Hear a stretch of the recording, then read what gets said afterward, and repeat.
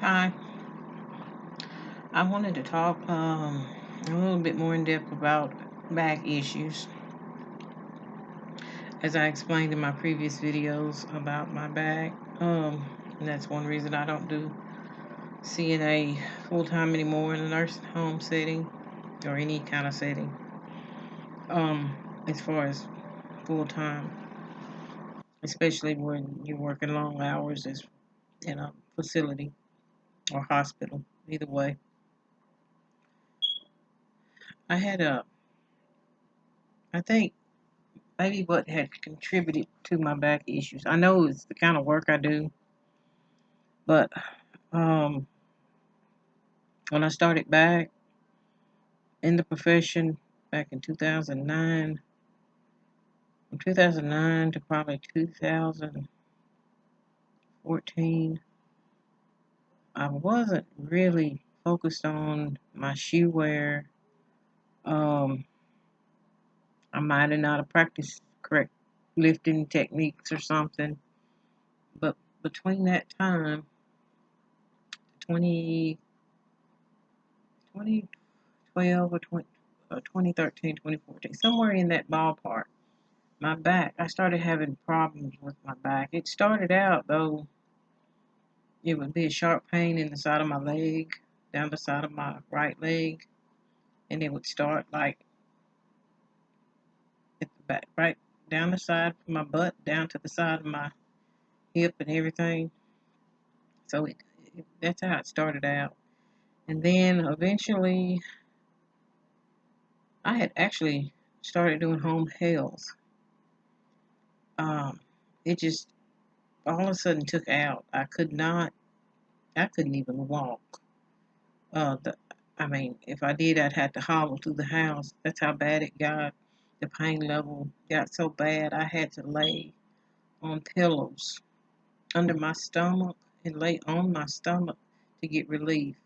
And I went to the emergency room several times with the pain level was so bad. I think they thought that I was just trying to. I was probably a pill addict or something. I was hurting so bad, but I stayed in the emergency room, and I don't think they took me serious when this was going on.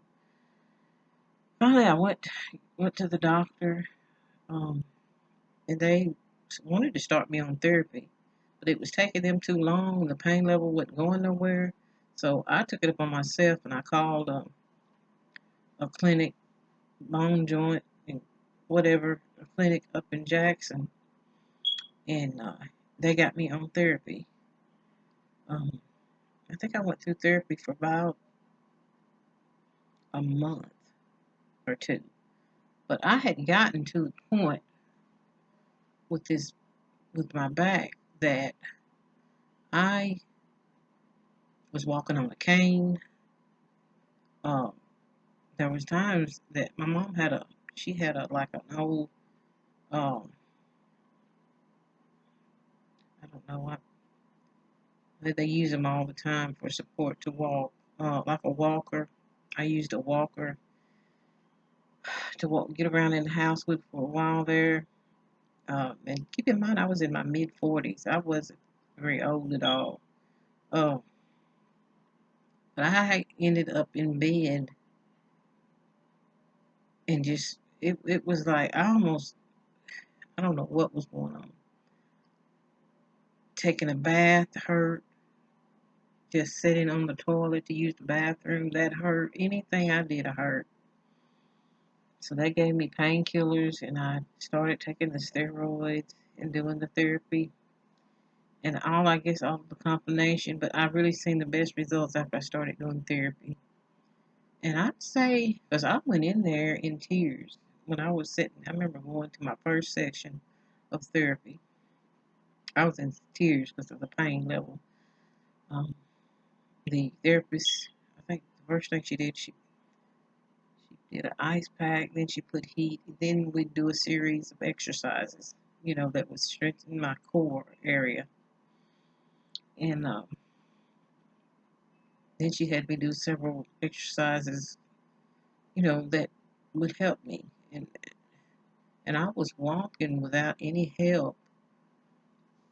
I would say after that first session or second session, I started walking without any help because I had done give up and thought that I was going to be on disability because of my mobility was so bad. I stayed off of work, I know a good month, a month and a half, couldn't do anything, and I just felt doomed. But looking back, I would say, and I want you to learn from my mistakes. It may have been my lifting techniques and my shoes. I did not wear, just you can't wear any flat sole shoes on the floor. You need some kind of support on your feet if you're going to be walking on concrete all day. It's 8 hours to 12 hours. That's a long time to be up. And, you got to make sure your feet are very cushioned, real good. And lifting techniques as far as CNA work. When you lift, make sure you do not bend, do not slouch. Keep that back straight. Lift with your legs. Try to lift like this with your upper body. Now, as a CNA, you're gonna develop a lot of upper body strength, um, because of all the lifting that you would do on certain shifts. You do more lifting. I'd say on the day shift and maybe the evening shift when you put people back to bed or whatever. Like if you got people that can still use some of their weight, but then you have some that just is dead weight. Either way, make sure you do not bend that spine, bend that back. You hold that back straight. Um, hold it straight. Lift with your legs, and you do like this. You pivot. Whenever you pivot, stay straight. Just stay straight. Get them in that chair in the bed, and when you get ready to lower them, don't do this. You lower them straight. Keep that back straight. Protect that back. So,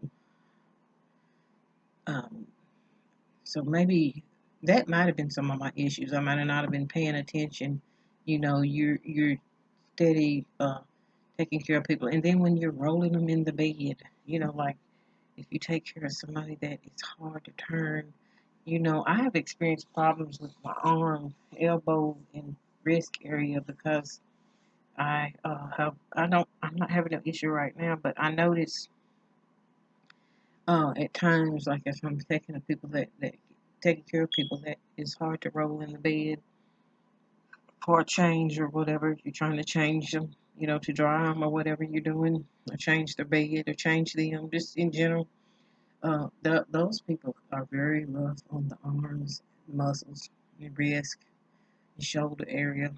I've been sore here because I have pulled a muscle or something due to my work. So as a CNA, you really, because you're using a lot of muscles, mostly, especially lifting. There ain't no such thing as a weak CNA. If you're a weak CNA, it's because you are just weak in general. Because if you become a CNA and you be a CNA long, you get as strong as a man. Um, I have built up a lot of strength over the years working in this type of work. Uh, I can hold my own, even with this bad back. I bet you want to tussle with me? You try me, see what I can do. You're going to have a hard time doing it by yourself. You better have some help, whether that's another person, gun or not. If you one on one, I might lose, but you're gonna say that gal is strong. But no, anyway, just try to practice good lifting techniques to protect your back, whatever you do. Uh, as I said, do not bend the back when lifting. Sometimes, like if you have to transfer somebody from the bed to the chair, be sure um, that you got that chair locked. And if you're lifting, lift with those leg muscles, because that's the strongest muscles in your body. And when you are cuffed, when you got your hands cuffed under there, or your arms cuffed under their arm, make sure that they keep them cupped, their arms cupped. so that you don't drop them. You know, sometimes they have the tendency they want to hug you around the neck. I tell them to cup those arms on mine. That way, that gives them further support until they get on the bed or in the chair for safety, so they don't end up in the floor and you don't. But keep in mind, you got to fight your battles though that you know you can fight. Now, if you got somebody 400 pounds, I don't advise you to try that. This is like people that you feel that you can handle weight wise to transfer. If they're real big, you use your Hoyer lift or your standing lift, or you either get another aide to help you. And that's the best practice, to always try to have help. Don't try to do it all by yourself all the time, because over time that does play a part in your back issues. A bad back, if you do too much and you strain that back, because God only gives you one back, so try to take care of it. Um, Especially if you're a CNA, and just be safe. You just gotta be safe. But again, learn from my experience as a CNA, and what I have told you about my back problems that I have today. And I tell you, my back problems, I can work 5 days a week doing something else easy, and my back don't bother me.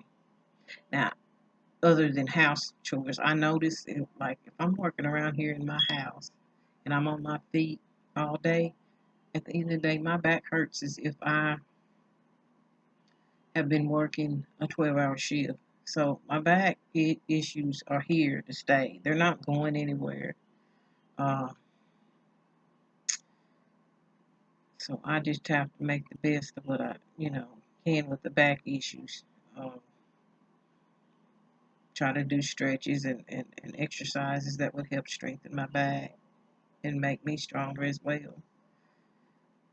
Those back issues are with me until my dying day.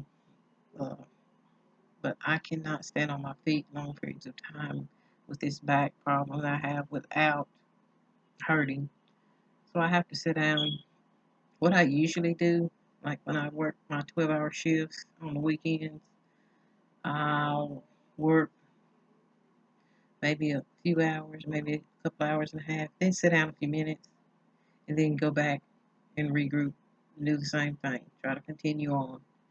But I have to have the option to sit down. I mean, there is no way I could work at a job that required me to stand on my feet the whole shift. Now, I tried part time in the evenings, working at Walmart while still being a CNA when I was still working 8 hours at my local facility. My back would hurt me so bad, I would go in at I think like 4, 5 o'clock, and I'd get off at 11. Yeah, it was like 4:30 to 5 o'clock to 11. And by the time 11 o'clock got there, I was in so much pain because of me being on my feet on that concrete. And if you've been in any Walmart stores, that's just a big old concrete floor that you're gonna be. That most of the stores are huge, so I can't do any kind of work now that requires me to stand the whole shift. Whatever I do, that's why I just stick with the CNA for right now, because I do have that option to sit down. Uh, when I'm working on at nursing home on my shifts on the weekend, and like the other jobs that I picked, like that has a lot to do with why I picked the type of work that I do. Like hospice, I did that for a little while.